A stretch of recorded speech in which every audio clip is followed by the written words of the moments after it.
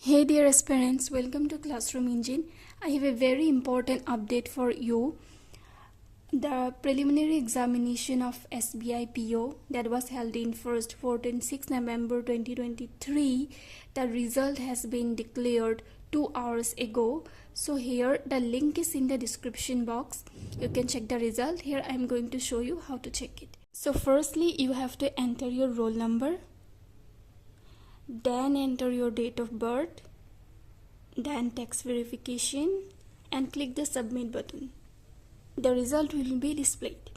For more exam related updates, do subscribe to our channel Classroom Engine. Thank you. Thanks for watching.